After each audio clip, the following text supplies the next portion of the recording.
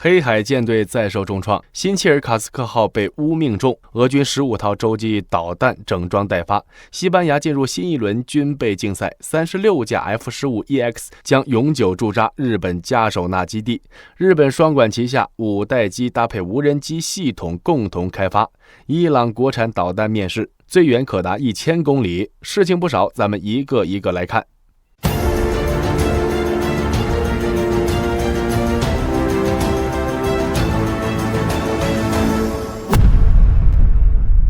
战争研究所认为，俄罗斯军队会在今年冬天发起全线反攻。不管天气情况如何，俄罗斯军队都会尝试维持或加强这些进攻行动，就像他们在去年冬天做的那样。公开报道显示，俄罗斯军队正在全线发起进攻，并在巴赫穆特等多个地区取得进展。不过，进展幅度太小，战线上几乎看不出变化。各种信息都显示，俄军的进攻极为频繁，在某些重点进攻地域，俄军的攻势几乎毫不停歇。这些进攻的规模不大，大多是班排级规模，有些时候会获得坦克和装甲车的支援，但俄军也为此付出了巨大损失。乌克兰国防部的统计显示，在遭到重点进攻的阿夫迪夫卡，俄军在2个半月的进攻中总计占领了约5平方公里的土地，但损失了约800辆装甲车辆和2万名士兵。如果俄军想要完全占领面积为30平方公里的阿夫迪夫卡，按照目前的损失，预计得付出10万人的代价。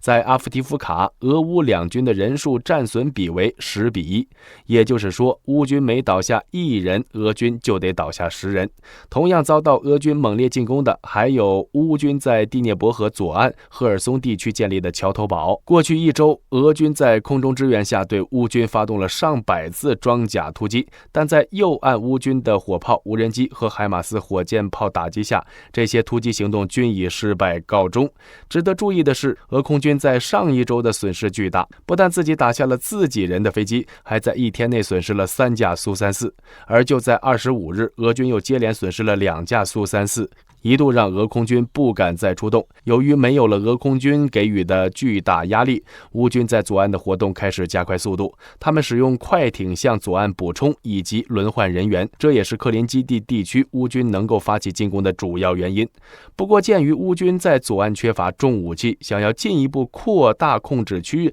也面临巨大困难，因为他们不能脱离右岸炮兵的掩护范围，不然将面临被包围的危险。从这点来说，俄军完全可以停止进攻，避免损失，将乌军困在河岸25公里范围内，但俄军并未这么做，仍然是不停地发起进攻，但都以失败告终。也由于俄空军的接连损失苏34，他们的支援陷入了停滞状态。很多分析人士认为，这是乌克兰快速调运了第3套爱国者防御系统，造成了俄空军的措手不及。事实也证明，苏34再也不能在赫尔松地区轻松投弹了。那么问题来了，乌军是如何敢将爱国者部署在第聂伯河右岸地区，而不是用来保护更重要的奥德萨？毕竟奥德萨可是乌克兰最重要的港口，乌克兰从那里出口粮食、金属和矿石等大宗商品，是其不可或缺的造血工厂。其实原因很简单，俄黑海舰队已经无法对奥德萨构成威胁了，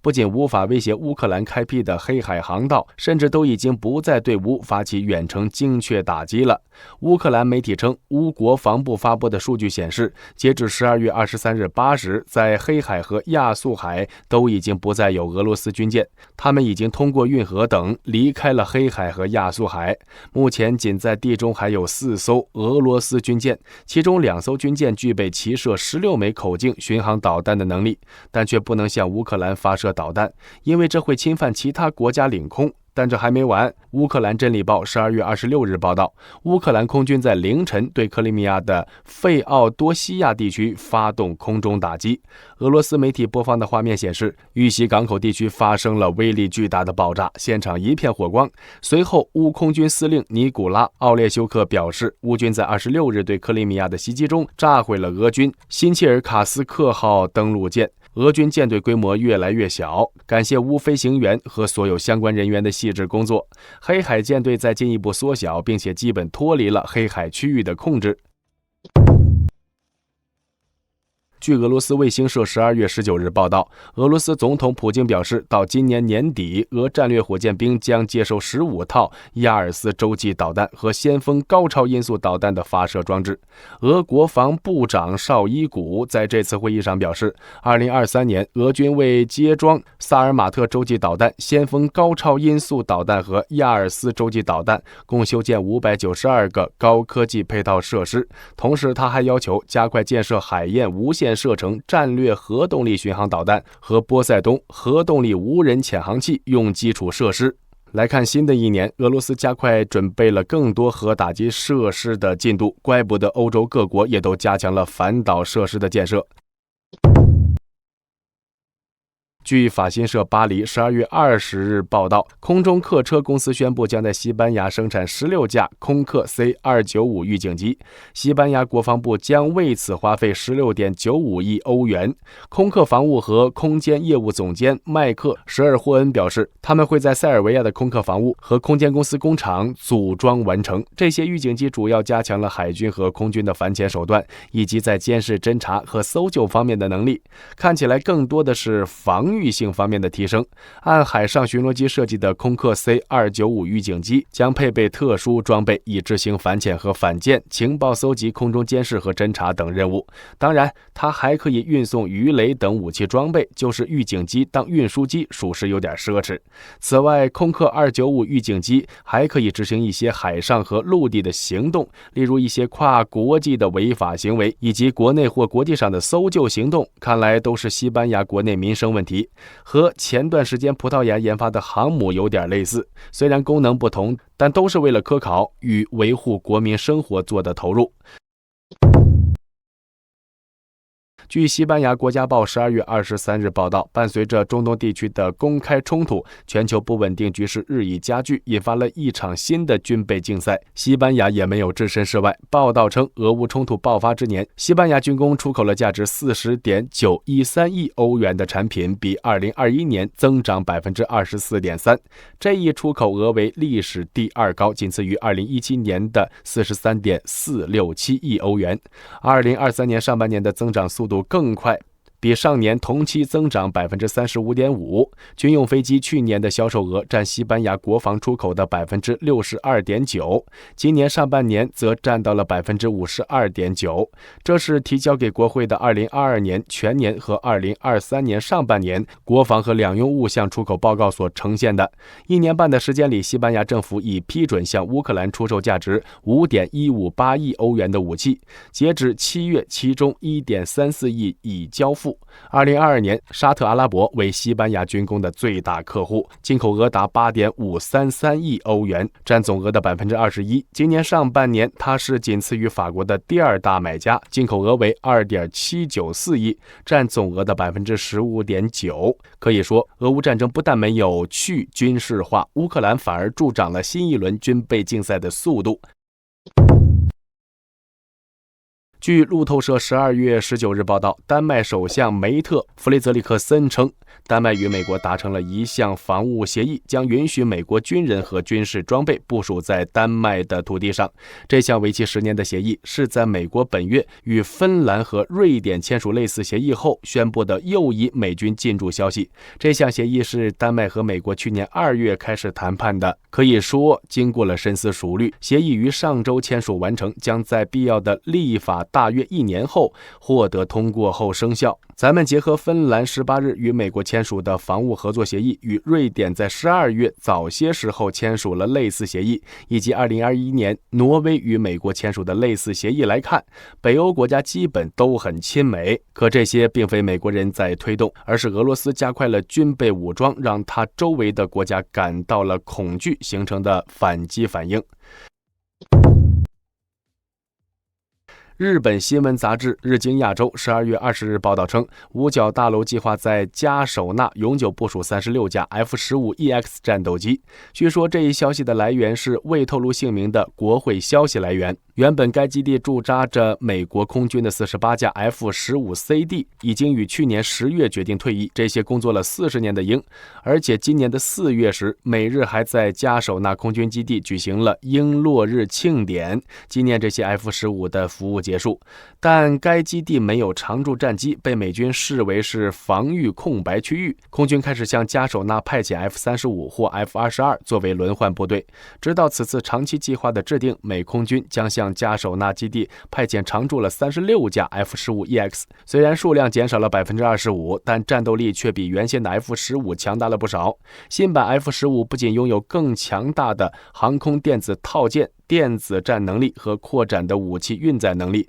还有新型和射程更远的武器，而且这些新机的维护需求量也会更小。与之前加首纳基地的48架老化 F-15CD 相比，他们很可能会提供类似或更好的整体战备能力，而且这次常驻将是新型 F-15EX 的首次，也可能是唯一一次的海外亮相。美国太平洋空军司令肯尼斯·威尔斯巴赫也向日经亚洲证实此次机队永久驻扎的消息。威尔斯巴赫说：“我不认为我们会永远使用轮换部队。”尽管他没有透露永久驻扎的战机何时可能抵达日本，但他曾明确表示希望在加首纳看到 F-15EX。同时，威尔斯巴赫还表示，美空军还考虑过将只有 F-35价格1/4或1/3的协同作战飞机、无人机部署到加首纳。不过，这么做的前提是将 CCA 无人机技术嫁接到 F-15EX 上，毕竟将无人机驻扎到这里只是为了补充现在规模缩小的 F-15机队。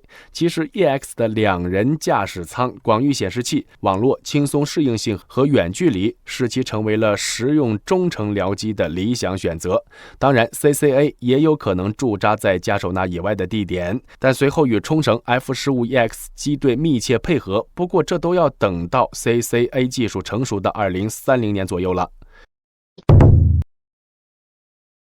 据日本产经新闻12月21日报道，日美两国政府已同意开展联合技术研究，开发与下一代战机协同行动的无人机。日本计划在2035年前部署下一代战机。五角大楼与防卫省防卫装备厅新组建的防卫科学与技术合作小组将在2024年召开会议，就促进包括无人机在内的技术合作展开磋商。日本将与英国和意大利联合研发下一代战机，目标是在2035年前部署首架新型战机。日本和美国联合研究的将是无人机自主模式协同作战技术，这两者其实并不冲突。日英意联合开发的战机更类似于第5代隐形战机 F-35，而日美联合研究的无人机技术类似于前面咱们提到的 CCA 技术，也与美国研究第6代战机搭载的家族系统类似。日本等于双管齐下，如果一切都按照这个趋势正常发展下去，2030年日本将拥有第5代战机与其搭配的家族系统，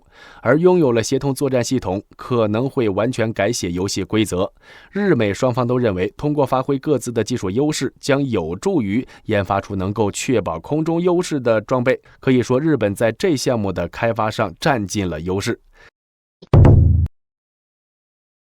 据美联社12月24日援引伊朗国家电视台报道称，伊朗海军在其武器库中加入了国产先进巡航导弹。该电视台报道称，塔拉耶赫和纳希尔巡航导弹已经抵达伊朗南部港口科纳拉克的海军基地，而科纳拉克离伊朗首都德黑兰只有约1400公里。海军司令沙赫拉姆伊拉尼上将表示，塔拉耶赫导弹的射程超过1000公里，他称之为完全智能导弹，能够在飞行过程中改变目标。纳希尔导弹的射程为100公里，可以安装在军舰上。报道还称，除了这2种导弹，伊朗海军当天公布的新装备还包括侦察直升机、无人机等。伊拉尼表示，所有这些装备都是由伊朗军工业自行设计制造。伊朗不久将宣布试射，然后将新军事装备入役。伊朗曾表示，他拥有射程最远可达2000公里的各种导弹，能够攻击以色列以及美国在该地区的基地。伊朗也开始自研装备了，看来美军将面临严峻考验。好了，今天的战报就到这儿了，我是大兵，我们明日战报再见。